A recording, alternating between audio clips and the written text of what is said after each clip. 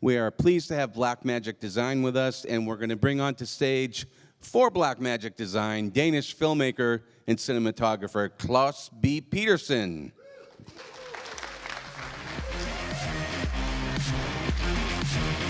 Thank you, Klaus. Hi, everybody.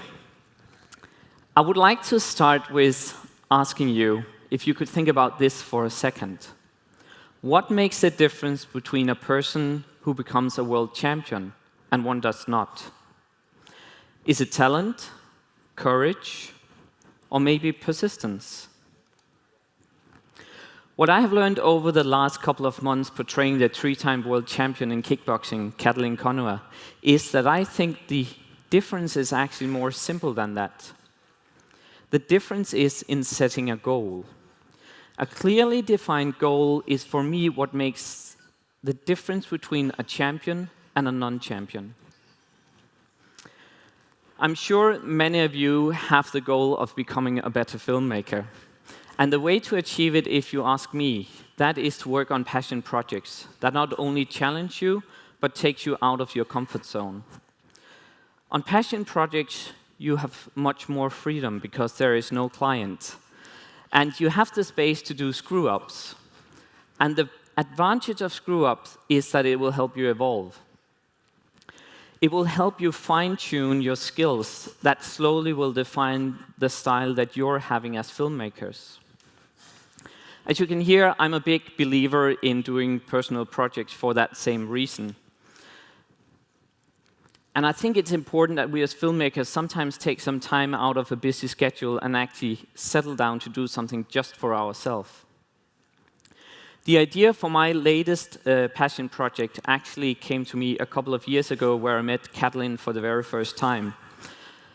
And the result of that meeting is launching on Vimeo here during next week.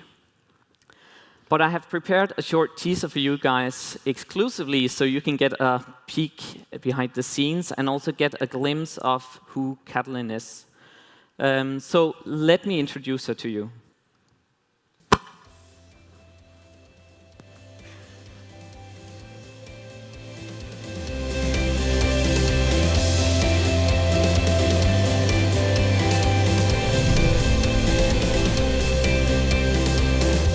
The success story is just really the outside. I mean, people only see when we go in the ring and perform. And of course, many people are coming or we can take videos or maybe interviews. It's like kind of like the top of the iceberg. That's what people can see. They don't see the bottom. They don't see the sweat, the pain, the disappointment, the happiness, the hours we spend in the gym. It was like a movie in slow motion. Sitting on the floor and thinking, why should I stand up? I mean, I got knocked down. And then I didn't get the answer because I was already standing. And I won the fight.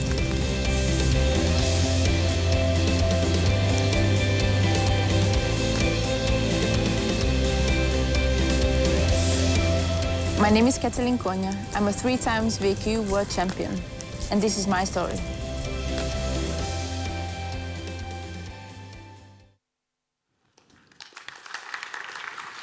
Thank you. I can tell you a funny anecdote actually from that shooting, because you saw the last interview, which we did with only a fireplace and nothing else. So that was my only light source for that interview. That was the bonfire. So I constantly kept telling Kate to move closer to the fire, closer, I need more light. And I recently learned here 1 week ago that she actually suffered 2nd-degree burns with blisters on both her front legs. Of course, I was very sorry when I heard that, because I normally don't like that people is getting physically hurt when I work together with them. And I told Kate, why didn't you say anything? She said, yeah, she felt it was a little bit hot, but nothing more than that. So I think to the list in the beginning about what makes a world champion, I think we should add an incredibly high threshold for pain.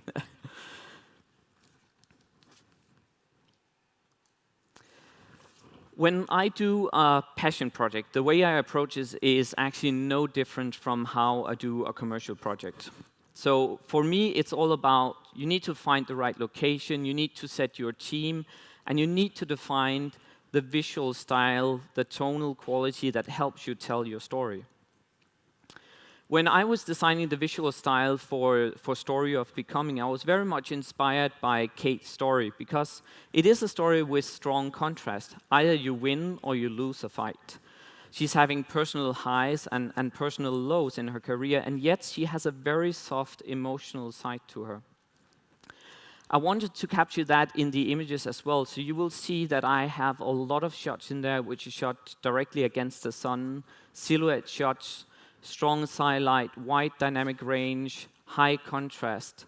And yet, at the same time, I try to put in a softness in the scene, like, for instance, here.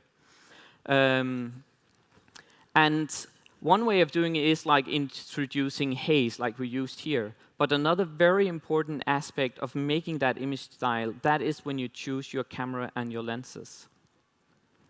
Story of Becoming is filmed on the Blackmagic URSA Mini 4K and 4.6K, which you maybe had a chance to see out here before coming in. And the reason that I chose to work with the URSA Mini was not just down to just one reason. Because I knew that I wanted to capture this project in 4K.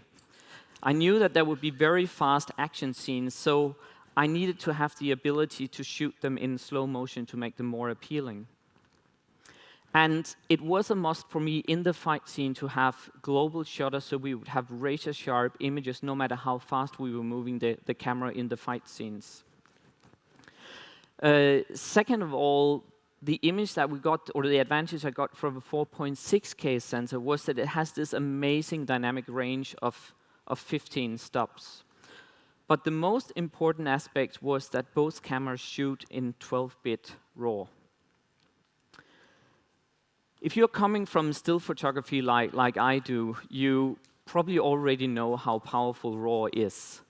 It gives you the best possible quality from your camera in terms of colors, and it gives you the greatest freedom in your post-production. And I would say doing grading in a 12-bit RAW file compared to a compressed 8-bit file more or less equals crossing the Atlantic in a yacht or in a rowboat. The colors coming off the URSA Mini is having this creamy, soft quality that hopefully was evident in the fight scenes. And at the same time, you can make it as edgy as you like in your post-production. And for me, this is one of the qualities you're getting from shooting in RAW. Another aspect is that when on set, RAW for me not only gives me quality, it also gives me safety or security. Here on the Story of Becoming, I was filming very much against the sun. And even though I had an EVF mounted on the camera, most of the time I was more or less shooting blind. So I needed to heavily rely upon my focus peaking, that I was actually producing sharp images. But when Katalin was constantly in front or away from the sun, so we quickly shift, then we had full sun into the camera, then we didn't have sun into the camera. So I could easily change at least one stop in exposure, depending upon how she was standing. And normally that would freak me out, because I didn't know if my images were lost when I got home. But shooting it in RAW means that I can pull as much information as I want back once I'm back in the editing bay. When I look at a camera, there is another aspect which is very important for me, and that is ergonomics. I can shoot with the best camera in the world, which produce amazing images, but if it takes a 10-person crew for me to operate the camera, it doesn't really mean anything. So for me, it's very important that my cameras that I work with is both compact and complete. And by complete, I mean that everything needs to be integrated. I don't want to work with a system where I have 15 magic arms going out like in a spaghetti net from the camera, with recorders here and there, where I always need to go through a maze just to find the record button. It needs to be so I quickly can put it on the shoulder, take it under the arm, and film in a fight scene, and quickly put it on a slider or on a jib.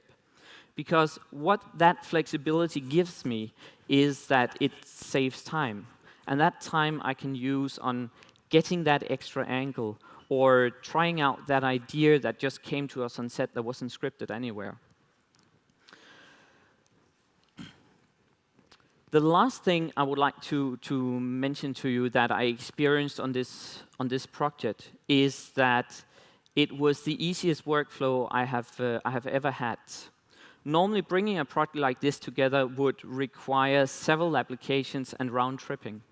I think we've all been there where we have a project that we're constantly switching between different programs. And on these programs, we both edited and color graded in Resolve for the first time, which worked out great. But before I would like to show you that, or my friend Simon will show that to you, I would like to show you a short behind-the-scenes video.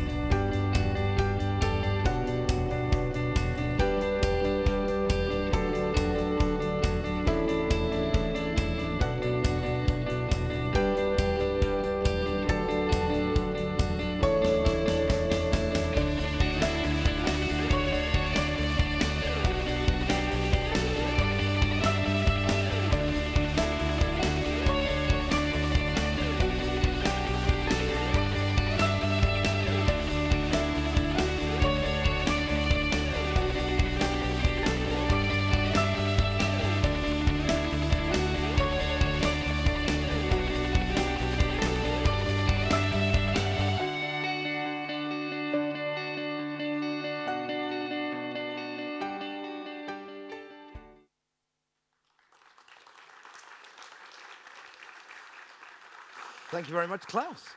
Klaus Pedersen, everybody. We've been working for him a while, and Klaus is awesome. As Klaus said, my name's Simon. I work for Blackmagic Design as a Resolve specialist. And as Klaus just showed you there, with this teaser, it was all edited and graded in DaVinci Resolve. With DaVinci Resolve now, certainly in version 12.5, editing and grading raw material has never been easier. As Klaus just pointed out, the advantage of shooting raw is becoming sort of more apparent in this day and age because of simply the quality you can get out of cameras. And the workflow in Resolve 12.5 to edit and grade these images, as I said, it's never been easier. So this is actually Klaus's project. This is his actual finished edit. And it has a mixture of media in it. It has a mixture of DNG files that are raw files, and obviously it has some ProRes files in there, some H.264. Now, when you start editing with these files, the first thing you may not want to do is use the log color space. Because I don't know about you, I've always sat with clients when they've looked at log material and gone, why does it look like that? And in Resolve, there's a very fast and fairly straightforward way of adjusting your color space for editing. And that is using the Resolve color management tool. So in my project preferences, under my color science, I have DaVinci YRGB color managed. Now, within my color management, as you can see, I can change things such as the input color space, the timeline color space, and the output color space. And obviously for this, I have a lot of DNG material. So I've chosen the input color space to be the Blackmagic Design 4K film, but I want to work in my timeline as Rec 709 and also my output to look Rec 709. So as soon as I save this, and if I tweet this, you can now see the color space has changed slightly. Now, we've already established that not all of my clips were actually DNG. So as you can see, this is a ProRes file, and it looks fairly strange now because Resolve thinks it's in a Blackmagic film color space. So using such things as smart bins, I can quickly find the clips that aren't raw and bypass this option. So for example, if I had a smart bin in here, and I will call this just non-raw. And under the media pool properties, I can simply search for a codec, and I can say the codec does not contain DNG, and I can create a smart bin. And as you can see, it's quickly pulled in all my clips that aren't DNG files. And then from here, I can select all the clips, and if I simply right-click, I can change the input color space. And if I simply bypass this, as you can see, it bypasses the Blackmagic color space and just treats it in its original color space. And because it was ProRes, it was Rec 709 anyway, so in my timeline. So now, I'm ready to go editing. And this is one of the beauties of Resolve, is that its color management is fantastic. The other sort of slightly downside to raw files is the size of them. They're absolutely huge, and if you've ever tried to edit with them, it's quite a struggle. So again, what we've done in Resolve is we've included something called optimized media. And optimized media is fantastic, because all optimized media allows you to do is simply select a series of clips, and then you have an option to simply generate the optimized media. And what this will do is this will create low-res proxy files.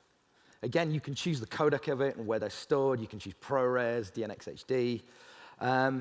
But the thing that I love about this, the beauty, and Klaus will atone to this, the beauty and ease of simply being able to say, use optimized media if available to use my proxies, and I simply uncheck that, and it will simply go and look at the raw files again.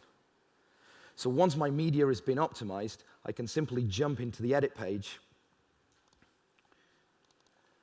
and I can start to edit in Resolve like any other system. As you can see, I'm doing this on an iMac. It's very fluid. I can easily mark in and out points, play through. I can drag and drop edit. I have an edit overlay menu, so I can insert, I can overwrite. I have the ability to trim. Again, in 12.5, we had 250 new features and 1,000 enhancements, and trimming was one of the enhancements we made. So the trimming in Resolve now is very smooth. If I jump into the trim tool, I can easily roll, ripple, slip, and slide media very, very quickly. It's all in one tool. And as you can see, it's very, very fluid. I have the ability to dynamic trim. So for example, if I hit the W key on the keyboard, when I dynamic trim now, if I select an edit point, simply using my J, K, and L keys, it will dynamic trim. My little useful keyboard shortcut for that is if I hold down the Command key and use J, K, and L, it does the same thing, because I always forget I'm in trim mode. But as you can see at the moment, I've optimized my media. Admittedly, I've cut that little bit out. It does take a little bit of time to optimize your media. But as you can see, I'm just using an iMac here. And my workflow is very, very fluid. And again, with Resolve, when it comes to editing, there's a lot of things we've added to it. So for example, you can do speed changes. You can reframe your material. I'm just going to disappear behind my screen in a second. I need to sit down for this one. So for example, on a clip like this, I can simply decide that I want to do a nice speed ramp on it. So if I right-click, I can show my retime curve.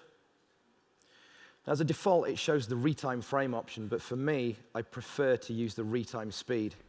So what I can do is simply by holding down the option key, I can add a keyframe at this point in time, just simply ramp the speed up. I can also ease that keyframe quite easily and drag this out. So now when I play this back, I'll have a really sort of nice speed ramp at this point in time.